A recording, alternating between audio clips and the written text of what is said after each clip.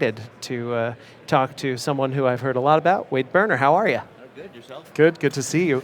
Talking to Howard Berger, he speaks about you in such grand terms as a real good guy and a good force in technology and in the industry. That's good to hear. And his advice was to say, just ask Wade what you are seeing currently in trends in technology, specifically what you might be cooking up and seeing at MIT that is applicable to what we do. Well, what our focus at MIT, we haven't left our fault detection and diagnostics focus, which is something we've been doing for about 10 years now. It's provided a lot of great benefits, so we're doubling down on that actually by increasing the number of points we're tracking, with including it into our specifications now, making sure that it's business as usual. At the beginning of a project, so it's there at the end when we try and turn over a building and we do our commissioning of it. We have a full year's worth of data, for example, to know the building's doing what it needs to do and is providing the expected performance we want. We've been able to take the successes from that fault detection and diagnostics, data analytics, and begin to expand our portfolio. We are not just looking at energy and operation anymore.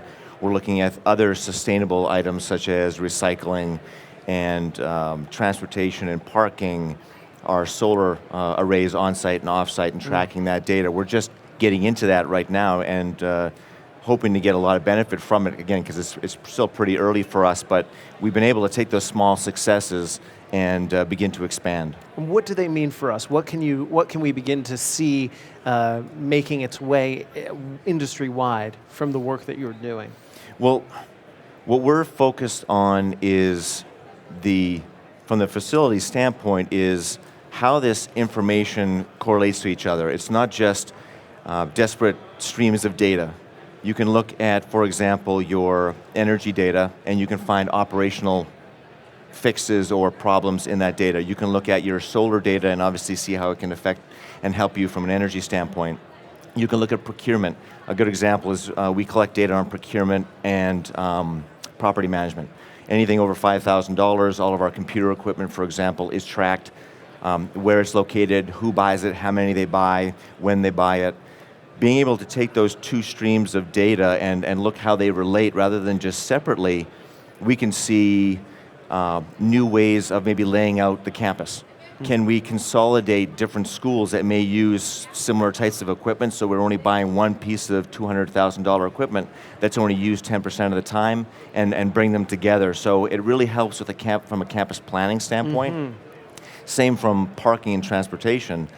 Do we hopefully decrease our parking on campus to reduce the desire for people to drive in? Right. We hear about the autonomous cars coming into light. I'm not a big fan. I love driving, but yeah, it's the wave of the future.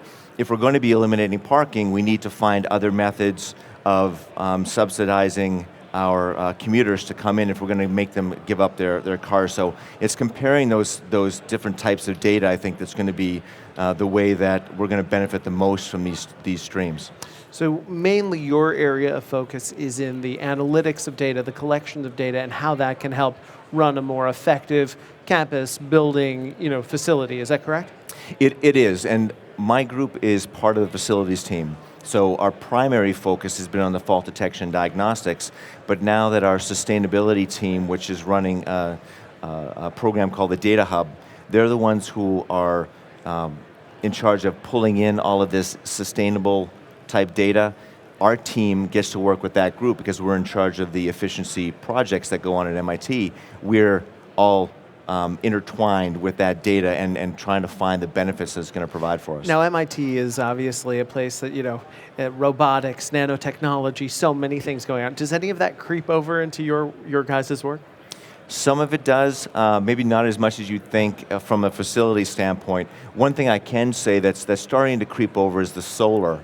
One of the things that we're trying to expand upon at MIT is using it as a living lab. That's something that a lot of institutes are starting to do. And using the data we're collecting from on-site and off-site solar arrays is providing a lot of great data for our researchers who can help to develop the next generation of solar technology. And the goal is to use MIT, as I mentioned, as a living lab and put those new panels on site, on the campus, measure the outputs from those panels and that equipment, compare it to existing technology, and really see is it better and how they can do it in a better way. Are these panels now? Obviously, Elon Musk recently sort of is trying to a big commercial push for his panels. Are these panels, of that ilk, of that type of panel? Are they different in any way? Well, I unfortunately don't have the specifics on those panels. I wouldn't be able to give you any detail on what the technology is, unfortunately. But I would imagine that yes, it's in the same vein, and I would not doubt if researchers from our organization are talking with them about it. Interesting. Do you think that there will be a time where your campus might be nearly 100% self-sustaining energy-wise? I could see it. We're actually, right now, we are doubling our cogeneration plant from a 20 to a 40 megawatt capacity, which is going to take care of a significant portion of our electrical energy usage. But I think it's just a matter of technology. We don't have a large field near the MIT campus in downtown Cambridge where we can put a large solar field. We don't have a lake where we can do cooling. So there's a lot of technology that's needed for us to get there, but if there's a group who wants to do it, it's our team. Interesting. What is it that most excites you about the work that you are doing right now? I think it's on the energy side. I mean, I've come from the commissioning background, so operation was always big for me, and making sure that the occupants were comfortable and the buildings ran the way they needed to run.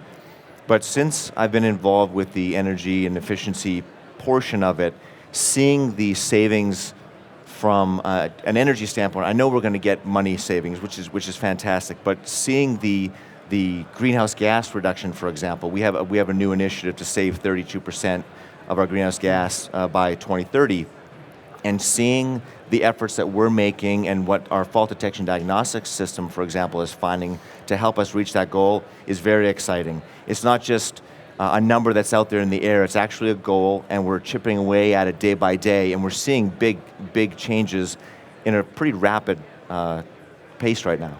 There are other people out there who are charged with running a smart campus, whether that be a Scholastic campus or otherwise.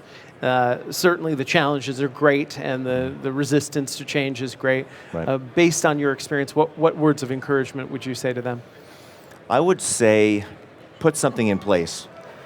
There's no one way to do something. You can set up a plan, be very detailed with the plan, and roll it out. I can't go against that. I'm an industrial engineer. I like process and planning. But I also believe in the benefits that you can get from, for example, fault detection and diagnostics. Every building has problems. Pick a system. There's a bunch of systems out there.